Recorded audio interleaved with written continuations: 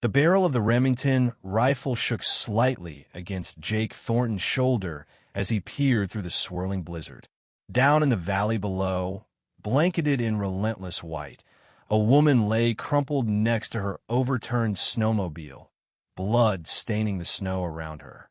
And damn if she didn't have his late wife's face. Not exactly. The cheekbones were higher, the lips fuller, but those eyes, Lord, those eyes were Clara's, staring back at him like a ghost demanding answers. He'd been chasing the remnants of the Black Ridge crew for 4 days across Montana's brutal winter backcountry, their tracks fading like smoke in the wind. But now, watching this stranger fight to stand on what looked like a shattered knee, something inside Jake splintered a wall he'd built brick by brick over the past 3 years. The smart play was to turn his horse around, let the storm swallow her like it did everything else worth a damn in this unforgiving stretch of the Rockies. Jake Thornton knew better than most that digging up the past only led to more graves. But as she locked eyes with him through the gale, one burning question clawed at his mind. What if the dead don't stay buried? 2 miles from his remote cabin, Jake made his decision.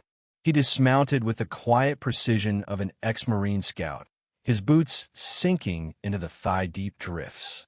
The woman mid-20s maybe crawled toward a cluster of evergreens, her right leg trailing uselessly. "Easy there," he called, his voice gravelly from months of solitude. "I'm not here to hurt you." She whipped around, and the resemblance punched him in the gut. Where Clara had been warm and yielding, this woman's features held a razor edge, like a wildflower armored against the frost.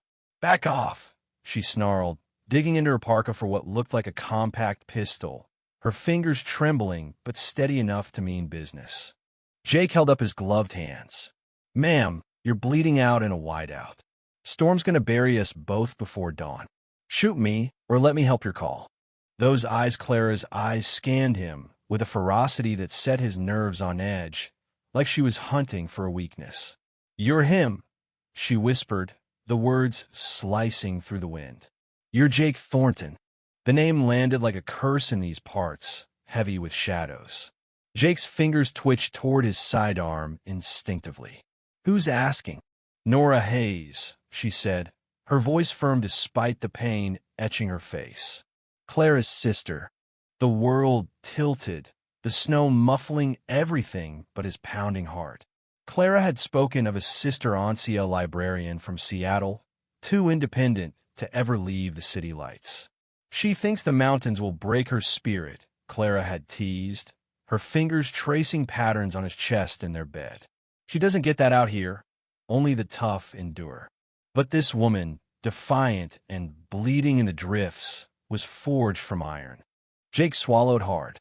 Clara never, he stopped. There were a dozen secrets Clara had kept, as he'd learned the hard way. "What the hell are you doing out here?" Nora's lips curled in a bitter smile. "I came to face my sister's husband, to ask why he let her die."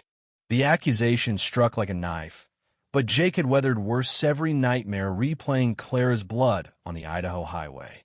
"Lady, whatever you've heard." "I heard plenty." She tried to rise, gasped as her knee buckled. "Rachel Donovan wrote me. Told me about your lies. How you knew the Black Ridge crew was hitting that route, but sent Clara anyway." Rachel Donovan, that name stirred old venom.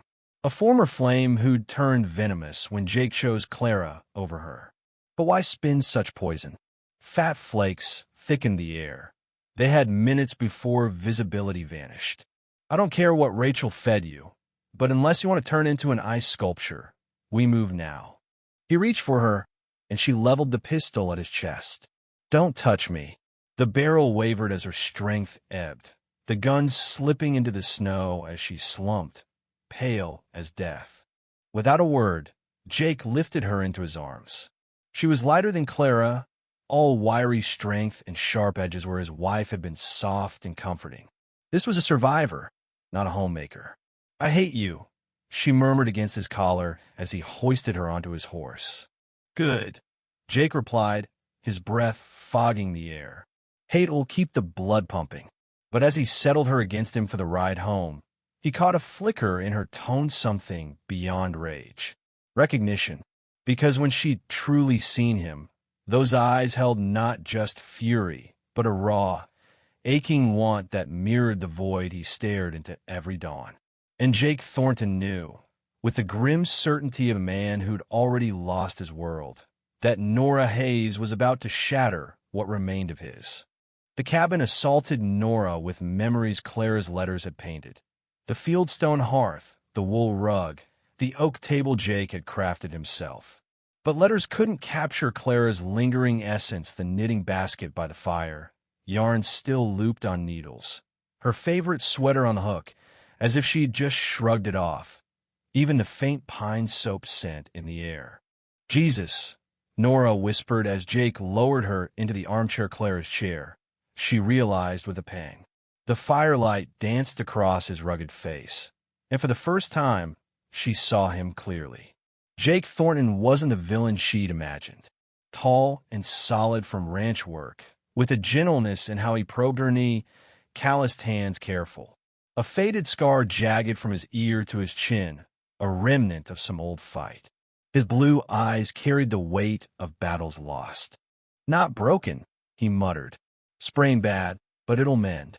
He fetched water, tore bandages from a fresh shirt, but his hands shook, his gaze avoiding hers. Because I look like her, Nora thought. Because seeing me is like reliving the loss. Why'd you let her drive alone? She demanded as he wrapped her knee. His hands froze. I didn't let her do a damn thing. Your sister wasn't one to be controlled. Rachel said you knew about the Black Ridge crew. Said you had a choice. Jake's jaw tightened like he was biting back bile. Rachel Donovan's got her own axes to grind. He stood, staring into the flames, lines deepening around his eyes. So, you're calling her a liar? I'm saying it's messy. Nora's anger flared. Messy? My sister's dead, and you call it messy? Your sister had leukemia. The words dropped like stones. Nora's world blurred. What? Jake's shoulders slumped under an invisible burden. Bone marrow cancer. Gnawing at her for months. She was heading to Boise for a specialist. Not some shopping trip like I told folks. That's a lie. She'd have told me. She swore me to secrecy. Wanted to handle it with grace. Face it solo. His voice cracked. Even made me bunk in the shed those last weeks scolding bare, me seeing her frail. Nora's mind raced through Clara's final letter shorter, handwriting labored. She chalked it up to busy ranch life. You're full of it. Jake met her gaze, pain raw in his eyes. I beg her not to go that day. Roads were dicey, whispers of Black Ridge working the interstate. But the doc could only slot her then, and cancer doesn't wait. He grabbed a tin box from the mantle vials of painkillers, morphine. I insisted on going, but she refused. Said she couldn't die in front of me. Wanted me to remember her strong. The room spun. Outside, the blizzard howled. Her last words, Nora whispered. Jake shut his eyes. She said, don't let them know about, then she was gone. Never knew what. Don't let them know about the cancer, Nora realized. Even dying, Clara protected her pride. Oh God, what have I done? But Jake stared at a photo on the mantel. Clara, in her wedding gown, radiant. You look so much like her, he said softly. Same eyes, same fire when you're mad. But tougher, like you've got more steel. His tone shifted, making Nora's skin prickle. He wasn't seeing his sister-in-law anymore, but a woman the kind of look that made her conscious of her ripped jeans, her hair wild. Mr. Thornton, Jake, I'm sorry. I needed to blame someone. Grief needs a target. I get it. The air thickened, charged. Jake stepped closer. This is wrong, she breathed. Yeah, he agreed, but closed the gap anyway. Nora didn't retreat. Between sorrow and shame, hatred and heat, something ignited redemption and ruin entwined. The blizzard locked them in for 4 days, and by the third night, Nora knew temptation as a beast with teeth. It lurked in Jake's broad back as he chopped firewood, in the deliberate space he kept, as if closeness would scorch them. You don't have to crash on the floor, she'd said the first night, eyeing his pallet by the fire. I do, he'd growled. But when temps plunged, frost rhyming the pains, survival trumped decency. You'll freeze, Nora stated, lifting the quilt on Clara's bed. Jake hesitated in the doorway, in long johns and torment. Nora. Just warmth, she lied. Just staying alive. But as he slid in, a pillow barricade between them, they both knew better. His heat radiated. Every brush sparked fire. His scent leather, smoke, man-dizzied her. Tell me about her, Nora whispered in the dark. Clara when she was happy. A pause. Then his voice, reverent. She hummed show tunes while cooking her mom's recipes. Voice like honey, temper like a bobcat. He chuckled softly.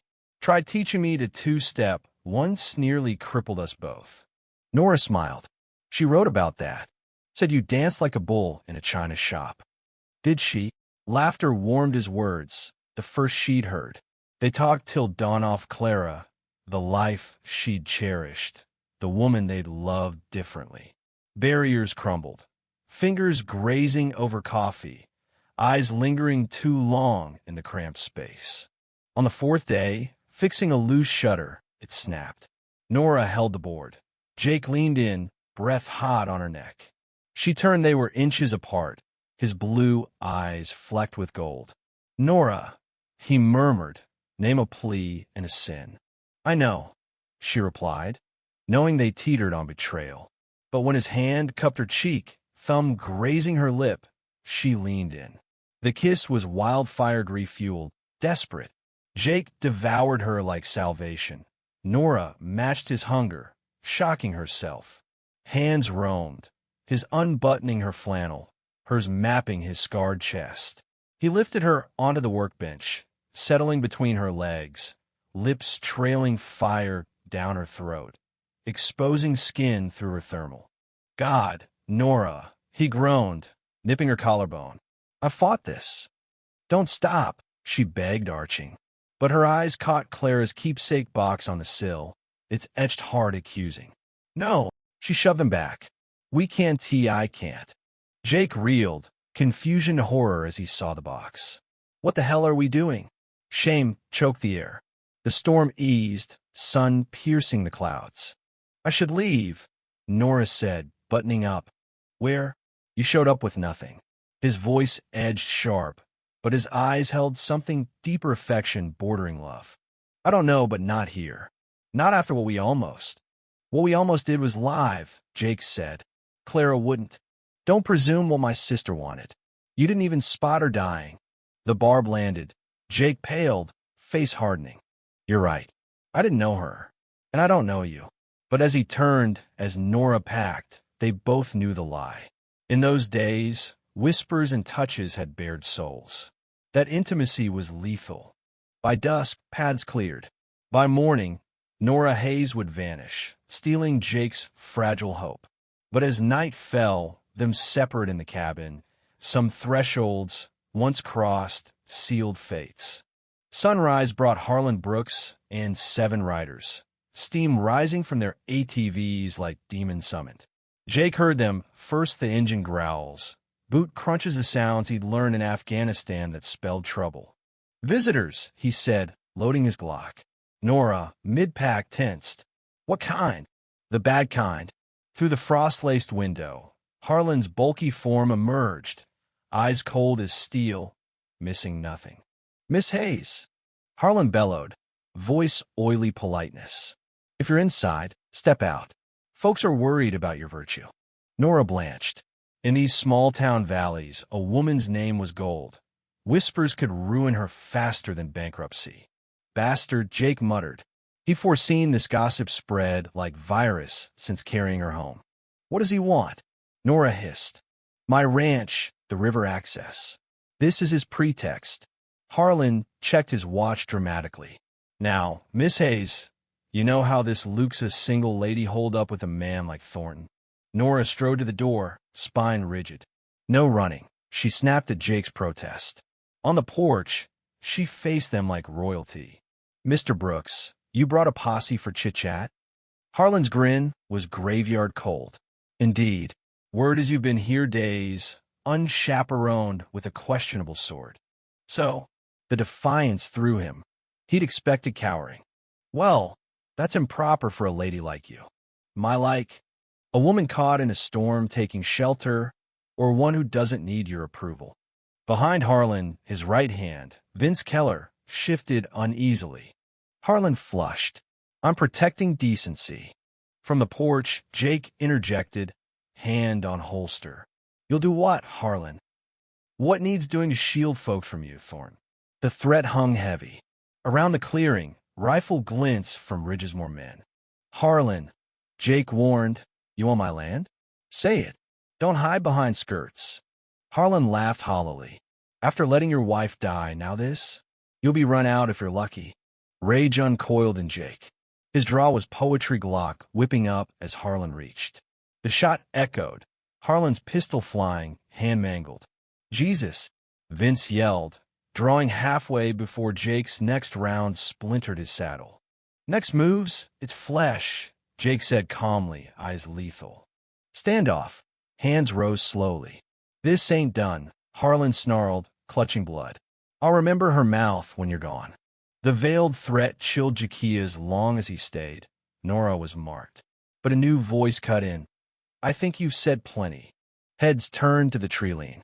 An older man on horseback, gray-haired, badge gleaming Sheriff Dalton Reed, riding in with authority honed from decades policing these hills.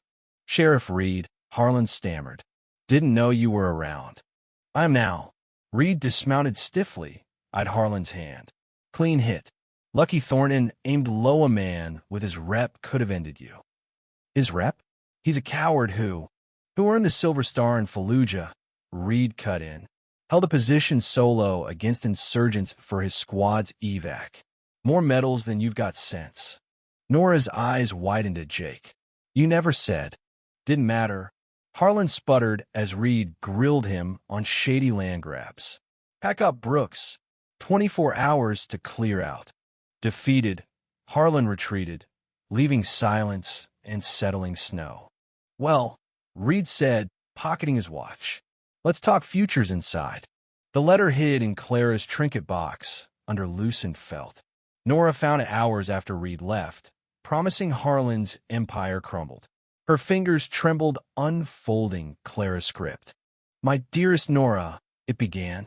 If you're reading this, I'm gone, and you've sought truths. I hope you find them, with my last gift to you both. Jake lingered in the doorway, bags packed to vanish, freeing Nora from his baggage. But now she wept, tears spotting the page. What does it say? He asked softly. Nora read, voice breaking. I know your guilt, sister, blaming yourself for not being here. But I chose this face leukemia alone, too proud for you to see me weak. I kept you away so you wouldn't waste your life on my end. She paused, eyes misty. But know this about the man who loved me fiercely. Jake blames himself for not being on that highway, dying with me. Truth is, I begged him stay. I knew Boise meant bad news, the end. I wanted one last sight of him, fixing fences, humming badly, not as a broken widower. Jake sagged, shock paling him. She knew. Nora continued. So if you seek blame, look elsewhere. Jake's sin? Loving me too much to let go easy. And you too share our family's stubborn pride. She met Jake's gaze, hope flickering. Thus my final medal. Nora, you came for justice, but found Maury a man who gets lost his weight. Jake, you found a woman strong enough to love without replacing me. Silence enveloped them. I bless you both, not because I'm gone, but because love endures in hearts big enough for grief and joy, memory and hope. A postscript. P.S. Jake, Grandma's ring's in the box for the woman brave enough to mend a shattered man. You'll know.